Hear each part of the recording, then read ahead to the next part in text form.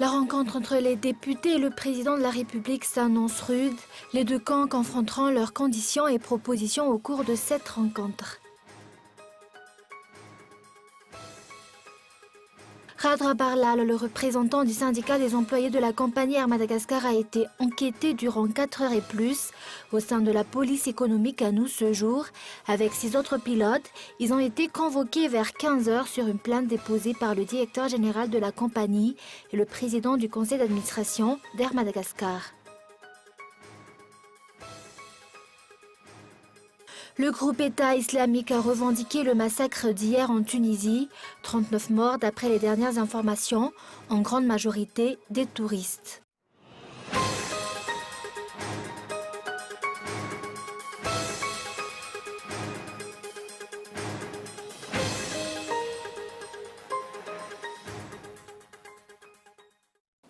Bonsoir à tous et bienvenue dans ce journal. À la une des actualités de ce jour, des fuites d'informations sur le bras droit du président de la République circulent actuellement dans les réseaux sociaux. Même si tant bien que mal, ces derniers s'efforcent à étouffer les problèmes. À titre d'exemple, Henri Rabarnzak, membre du conseil d'administration d'Air Madagascar, les rumeurs ont couru qu'il a été limogé de ses fonctions au sein d'Air Madagascar et en tant que directeur du cabinet au sein de la présidence de la République. Maintenant, c'est au tour du ministre d'État Rivra Koutfo. À titre de rappel, cette histoire de piratage de site a été entendue pour la seconde fois lors de la sortie de la décision de la HCC qui évoque le pacte de responsabilité. Sur ce site, il a été mentionné que les formes des pactes qui sont publiées ne viennent pas de la présidence. Pas plus tard que cette semaine, Henri Rabarnzak a été dit être limogé de ses fonctions de président du conseil d'administration de Air Madagascar, une affirmation qu'il a démentie. Jeudi dernier, le ministre d'État Rivra Koutfo a été accusé sur Facebook d'avoir falsifié la signature d'un haut responsable de l'Union européenne. D'après ses explications, ce ne sont que des intox. Face à tous ces troubles, Norbert Lal Ratsiraunen, un des conseillers spéciaux du président de la République, affirme qu'il ne sera pas facile de résoudre ces problèmes. Ce n'est pas la première fois qu'on a entendu cette histoire de le piratage des sites officiels des ministères et des institutions. Et la rencontre entre les députés et le président de la République s'annonce rude. Les deux camps confronteront leurs conditions et propositions au cours de cette rencontre. Selon nos investigations, cette réunion entre le président de la République et les représentants des députés est prévue pour la semaine prochaine si elle a été ajournée à maintes reprises avant la fête nationale. Reportage de Zora Koutinjin. Plusieurs schémas pourraient sortir de la rencontre entre le président et les députés de la semaine prochaine. Depuis la rencontre entre le président de la République et le président de l'Assemblée nationale samedi dernier, chacun des deux côtés ont déjà préparé leurs propositions. Une rencontre qui devrait aboutir à la collaboration entre les deux partis.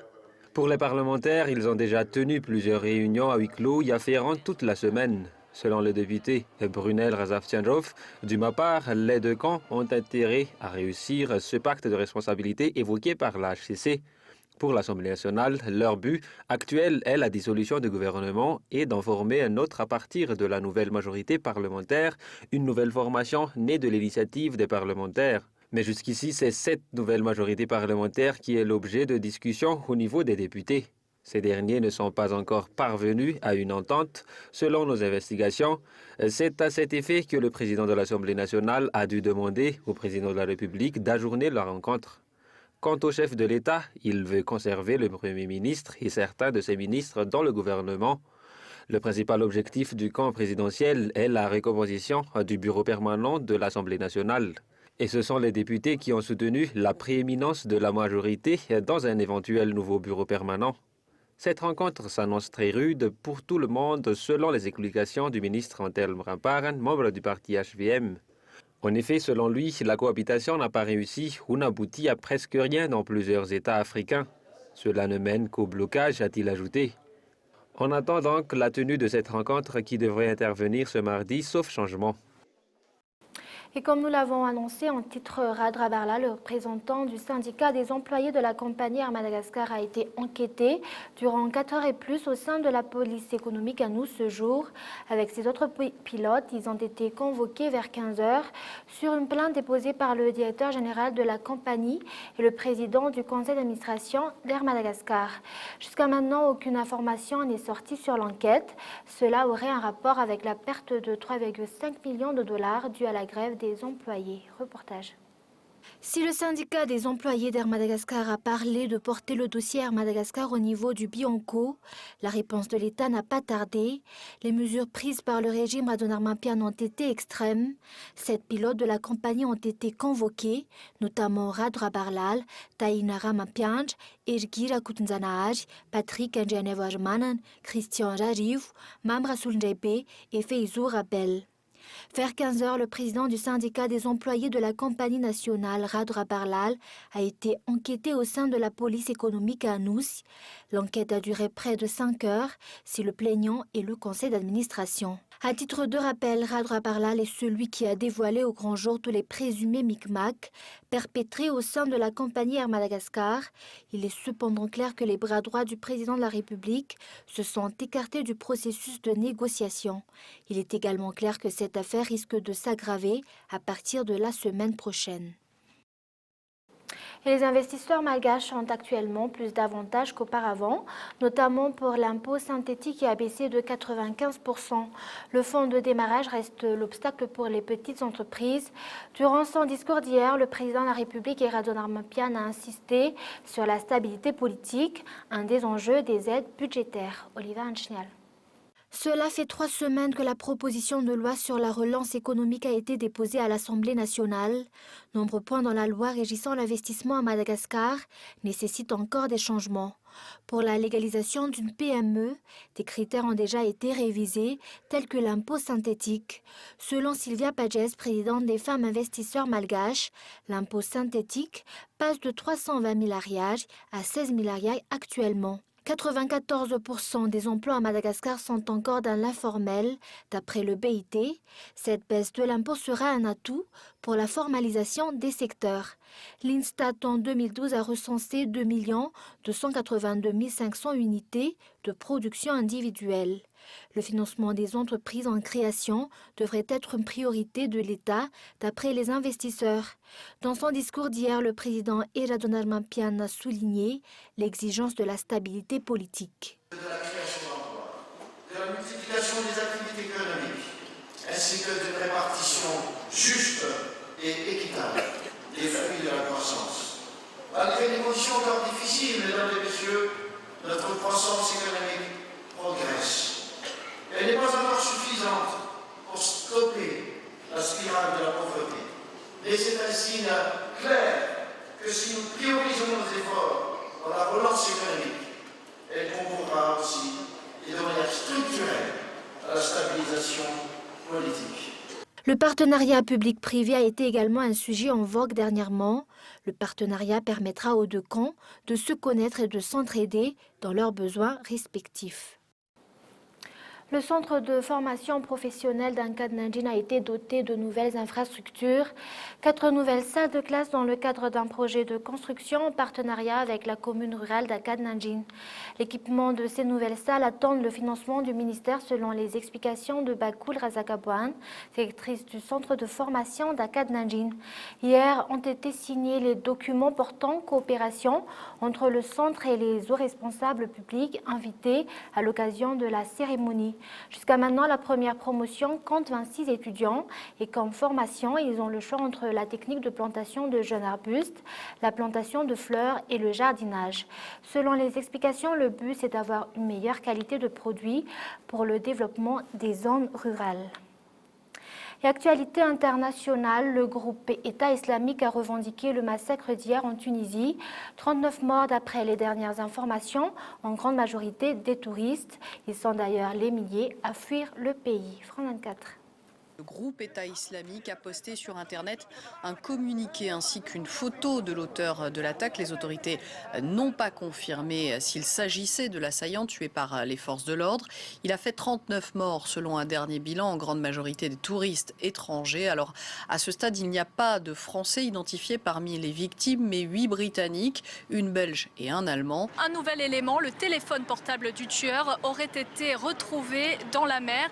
C'est un témoin qui a alerté la police. Il a vu le tueur jeter son téléphone portable à la mer juste avant de prendre son arme. Résultat, 2 plongeurs de la protection civile ont réussi à récupérer l'appareil a priori dans la journée, ce qui devrait permettre de faire progresser l'enquête évidemment. Des questions demeurent pour l'instant, notamment sur comment le tueur a pu se rendre avec une arme sur la plage et puis comment expliquer aussi la lenteur d'intervention des forces de l'ordre. Elles auraient mis une trentaine de minutes à neutraliser le tueur, ce qui explique l'ampleur du carnage. Un conseil des ministres a été réuni aujourd'hui par le Premier ministre Habib Essib. Outre l'annonce faite déjà ce matin de fermer 80 mosquées et de mobiliser les réservistes, une autre décision a été prise, celle d'ouvrir, de créer une cellule de communication entre 5 ministères afin de mieux partager l'information et de prévenir à l'avenir ce type d'attaque. Et on le disait, des milliers de touristes quittent le pays depuis hier. Est-ce que la Tunisie se vide de ces touristes ou est-ce que certains résistent ? Il y a véritablement, Audrey, 2 catégories de touristes à l'heure actuelle. La grande majorité, vous l'avez dit, ce sont ceux qui souhaitent partir coûte que coûte, quitter coûte que coûte la ville de Sousse. Des cars entiers ont été affrétés pour des vols à destination de Manchester, de Londres, de Bruxelles ou encore de Saint-Pétersbourg. Le propriétaire de l'hôtel qui se trouve derrière moi nous expliquait qu'il n'y avait plus que 40 clients dans son hôtel et probablement plus aucun à partir de ce soir. Et puis il y a une autre catégorie de touristes, ceux qui ont décidé de rester et de profiter de ce que peut offrir la Tunisie, ses plages, ses piscines, sa mer, et qui sont à l'heure actuelle en train de bronzer au bord de la plage comme si de rien n'était. C'est ce que redoutaient les Tunisiens, qu'ils soient stigmatisés, que plus personne ne veuille venir. Or, comme ils le disent, ce genre d'attaque peut arriver partout, y compris en France. Et en France, un deuxième conseil des défenses est tenu en 24 heures à l'Élysée. Au menu, la Tunisie et l'attaque d'une usine dans l'est du pays en Isère. Le gouvernement a décidé de renforcer la sécurité de tous les sites. Reportage de France 24.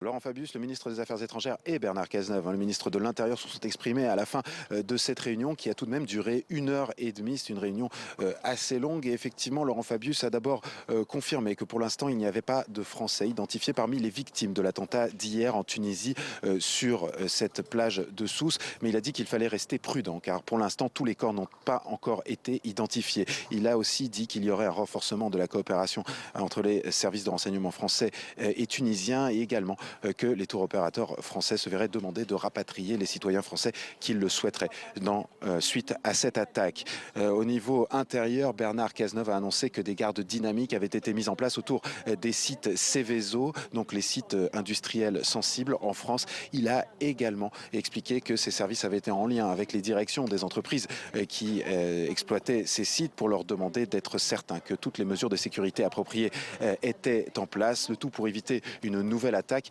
Hier, dans son avion qui le ramenait d'Amérique du Sud, Manuel Valls a expliqué que maintenant la question n'était plus de savoir si la France allait être frappée, mais quand. Et un rappel des grands points développés dans ce journal. La rencontre entre les députés et le président de la République s'annonce rude. Les deux camps confronteront leurs conditions et propositions au cours de cette rencontre. Et ensuite, Radra Barla, le représentant du syndicat des employés de la compagnie Air Madagascar, a été enquêté durant 4 heures et plus au sein de la police économique à nous ce jour. Avec 6 autres pilotes, ils ont été convoqués vers 15 heures sur une plainte déposée par le directeur général de la compagnie, le président du conseil d'administration d'Air Madagascar. Et enfin, le groupe État islamique a revendiqué le massacre d'hier en Tunisie, 39 morts d'après les dernières informations, en grande majorité des touristes. Et c'est la fin de ce journal. Merci de l'avoir suivi. Je vous donne rendez-vous la semaine prochaine. Au revoir et bonne soirée sur COUT TV.